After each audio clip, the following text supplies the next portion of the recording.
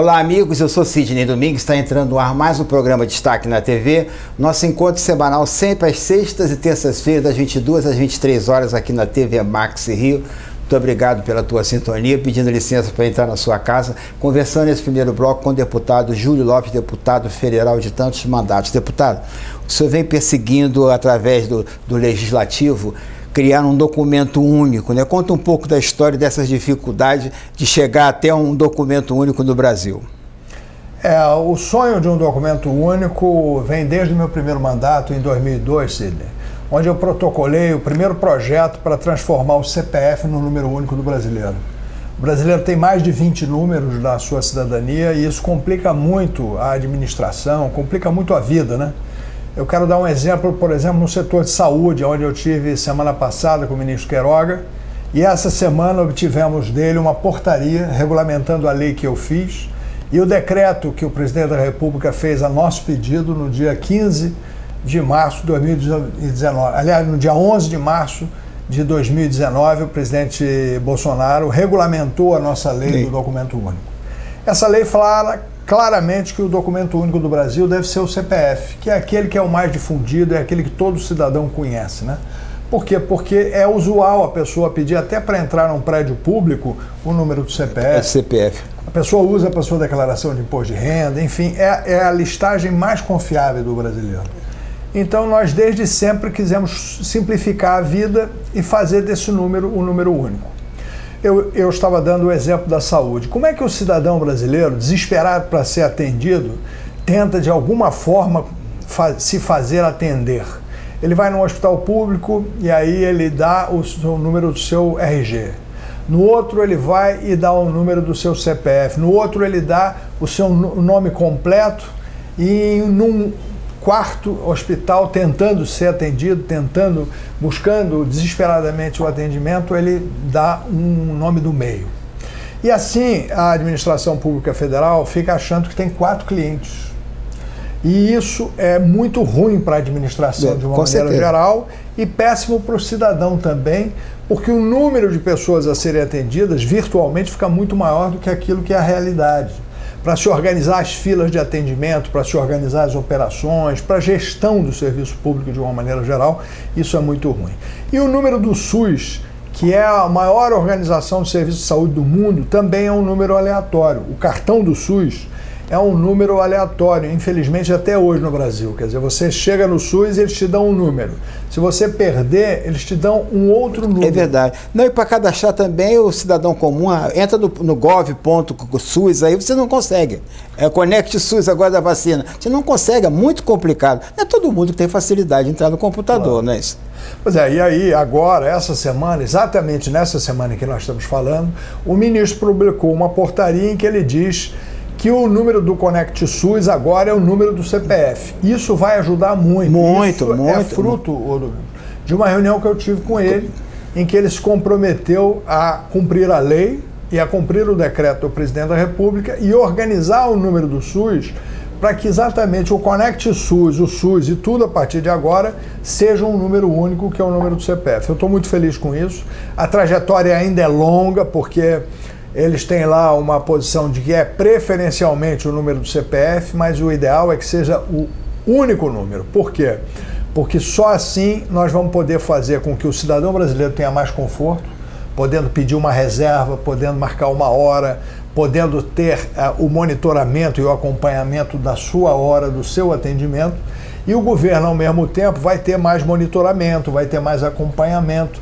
Então ganha todo mundo. Ganha o cidadão, que vai poder ter mais comodidade e conforto, ganha o governo, que vai poder ter mais controle, e a sociedade como um todo, que ganha em transparência e gestão da questão da saúde. Desde 2002 que o senhor está nessa luta, né? São 18 anos, quer dizer, para desburocratizar tantos anos uma regulamentação, que pouca gente sabe também que o deputado apresenta um projeto de lei que às vezes leva 4, 5 anos, às vezes nem no mandato consegue aprovar, né?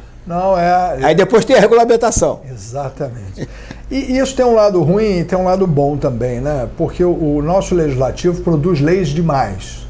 Então, produzir uma lei é muito difícil. E tem que ser difícil mesmo, porque a lei muda a vida das pessoas, né? Então, como você está dizendo, muitos deputados passam pelo legislativo, às vezes 2, 3, 4 mandatos e nunca conseguiram fazer uma lei. Porque fazer uma lei tem que ser um processo complexo mesmo, um processo de revisão, um processo difícil para que não se legisle todo o tempo mudando a vida das pessoas. Mas é de verdade que a burocracia é muito forte e ela sempre consegue reagir à praticidade que a gente está tentando implementar. Eu fui, durante 4 anos, presidente da Comissão de Desburocratização do Congresso. E era meu relator o ex-governador Anastasia. Nós fizemos 33 leis de simplificação da vida das pessoas.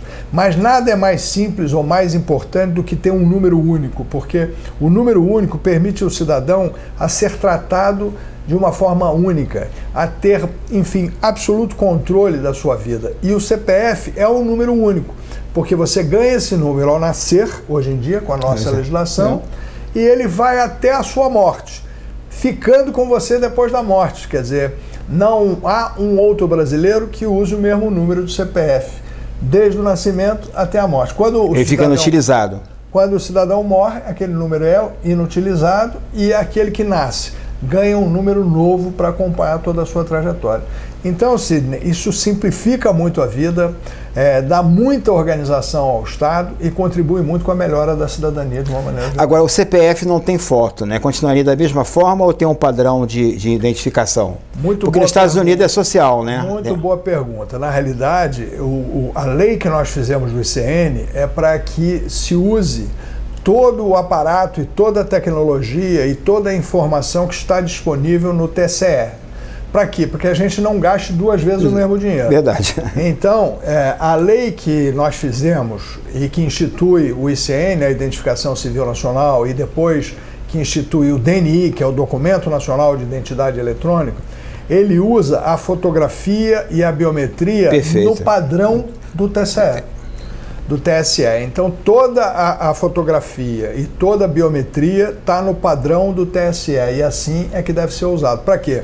Para que os municípios, o Estado, a própria saúde não tenha outros gastos de fazer outras fotografias ou outras biometrias. Toda a saúde, por exemplo, vai poder, usando o CPF, usar aquela identificação que está lá no sistema eleitoral do TSE.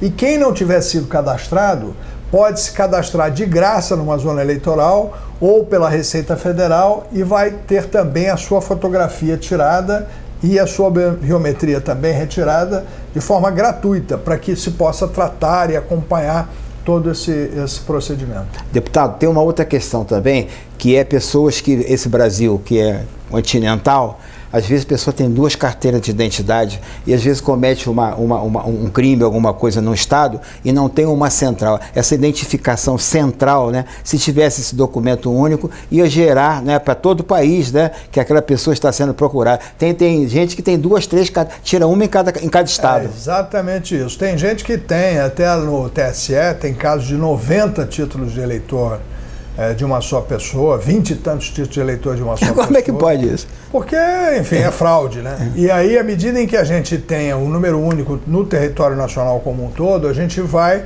diminuir esse tipo de coisa muito vertiginosamente. Claro que sempre vai haver o cidadão que frauda, o cidadão que falsifica, mas à medida em que a gente tenha o hábito de ter um número só e que todo cidadão brasileiro tenha o seu número do CPF, assim, na ponta da língua. Quando for preso, vai aparecer logo no Brasil inteiro. No Brasil inteiro é o mesmo sistema, usando sempre o sistema do Tribunal Superior Eleitoral, que é a maior base de dados do Brasil. Hoje a gente tem lá 170 milhões de biometrias, enfim, com fotografias, com tudo. E isso é uma base muito ampla. A gente já pode usar essa base como um todo para melhorar a cidadania no Brasil. Deputado, a partir dessa reunião com o ministro, o senhor acredita que agora desenvolve quanto à previsão disso se concretizar?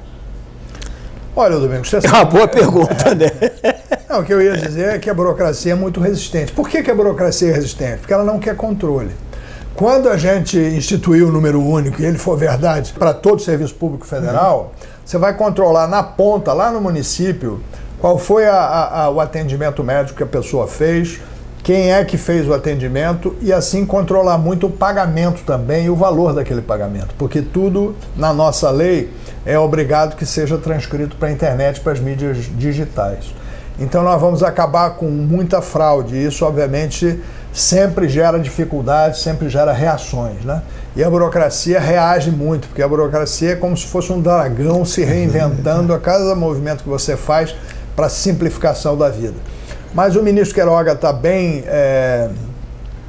orientado no sentido de que a gente deve vencer essa burocracia.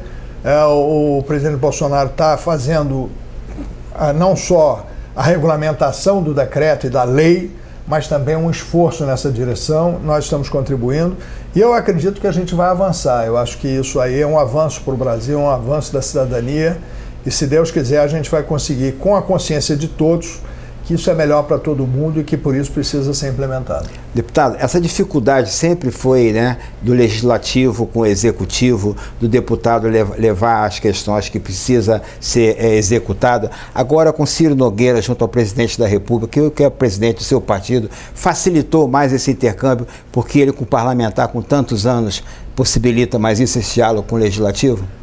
Olha, sem dúvida, o Ciro é um grande político, né? Não só agora é senador da República, mas ele foi deputado a vida inteira e tem um profundo conhecimento do Legislativo, respeita muito o Legislativo, age e trabalha com o Legislativo. Então eu acho que foi uma acertada decisão do presidente Bolsonaro e eu acredito muito que o Ciro vai ajudar o país no sentido de que a gente resgate a importância da política, porque a política é absolutamente fundamental para a vida em democracia, para a vida cotidiana de cada cidadão, né? A gente pode até questionar o político, mas não a política. Eu acho que a gente tem que participar da política. Tudo é política. Tudo é política. Então, no seu prédio, o síndico é político. Exatamente. Não é isso. Dentro da sua casa, com a sua família, você faz política dentro de casa com a família, né? Quando você diz que não quer saber de política, é a sua política, né? Exatamente. E aquele cidadão que não quer de forma nenhuma fazer política e que se exime dela, deixa alguém ocupar esse lugar, deixa alguém tomar o lugar de representação que ele teria, né? A cadeira não vai ficar vazia. Nunca. Nem de vereador, nem deputado estadual, deputado federal. A cadeira não vai ficar vazia. E nem da reivindicação. Sempre alguém vai usar aquele espaço para fazer uma reivindicação em seu nome ou para se posicionar em seu nome. Portanto, eu acho que é muito importante que cada cidadão, que cada cidadã tenha consciência de que a sua participação, de que a sua colocação é absolutamente estrutural para a sociedade. Portanto, participar da política é absolutamente fundamental. O Congresso já está retornando já à atuação presencial ou está sendo mista? Híbrida? Ainda híbrida, mas nós esperamos que agora, se Deus quiser, no mês de setembro, outubro, a gente possa finalmente retomar as atividades presenciais do Congresso. Bom, agora, deputado, cada vez mais, quer dizer, as pessoas ficam dizendo, não quero saber mais de política, tal. É um erro querer deixar de votar, não é? Deixar de exercer a cidadania, não é? Independente se está contra o governo, se não está no governo, tem que tentar sempre. Se votou errado, tenta outra vez, né? Não pode se omitir, né? Não, sem dúvida. Eu acho que, obviamente, todos nós já tivemos a sensação de votar errado ou de que as coisas não estão como nós gostaríamos que fosse. Mas à medida em que a gente se abstém, como a gente estava falando, alguém ocupa o nosso lugar. Portanto, quanto mais nós participarmos, quanto mais nós atuarmos, melhor será, porque estaremos atuando em nosso próprio nome, atuando na direção da nossa vontade e da realização daquilo que a gente acredita. Mesmo não sendo presencial, o deputado tem que estar em Brasília, né? Porque os contatos com os ministros, né, tem que estar em Brasília, não adianta ficar aqui no Rio. E na base também eleitoral aqui que é o Rio, né? Sem dúvida. Eu acho que, claro, eu por exemplo, gosto de ir a Brasília semanalmente, exatamente porque você tem um contato pessoal com o próprio ambiente do Congresso, votar as leis sentindo a pulsação do Congresso é muito importante, mas a gente tem que estar sempre se dividindo entre a base e lá o Congresso Nacional. Eu tenho estado sempre presente lá e acho muito importante que a gente retome as discussões presencialmente. Deputado, infelizmente nosso tempo acabou. Obrigado. Alguma coisa mais a acrescentar ao nosso papo? Não, eu quero te agradecer, dizer que para mim é uma honra estar aqui com você e que a gente possa estar mais junto, que a gente possa estar tentando fazer com que a população participe mais dessa nossa atividade tão importante que é a atividade política, mesmo que seja para criticar. Eu gosto sempre de dizer que a crítica bem feita, bem construída, ela ajuda a aperfeiçoar o sistema, ela ajuda na nossa ação. Quando alguém me critica com propriedade, com correção, eu agradeço, porque é a forma que a gente tem de melhorar o nosso trabalho, de melhorar a forma como a gente atua. Então, seja para criticar, para agradecer, para participar, eu acho que é muito importante a participação de você que está nos assistindo, sempre na política. Tem um site que possa identificar, fazer contato com o senhor? Através do juliolopes.com.br você chega a mim de todas as maneiras, a gente tem toda uma estrutura na internet e digital para estar em comunicação com todo mundo. juliolopes.com.br. Isso. Ok, eu conversei com o deputado federal Júlio Lopes, eu vou para o intervalo comercial e retorno em seguida. Você que pegou a entrevista no meio do programa, você pode também aconselhar assistir o nosso programa, pode assistir também através da internet, no mesmo dia, no mesmo horário, né? Sexta e terça às 22 horas, né? E pode só acessar e entrar no TV Max, tvmaxrio.net, no Brasil inteiro você assiste no mesmo dia, no horário. Agradecer também à Rádio Tupi, que agora participa da programação, de 6 da manhã até as 3 da tarde. Abraço para Cidinha Campos, para o Clóvis Monteiro, para o Antônio Carlos e o pessoal da Tupi. Daqui a pouco a gente volta. Um abraço.